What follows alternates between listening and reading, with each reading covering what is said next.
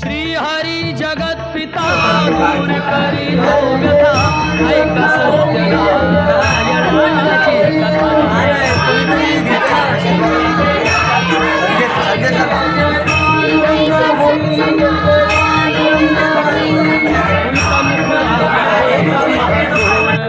दयाची पत्नी होती सुंदर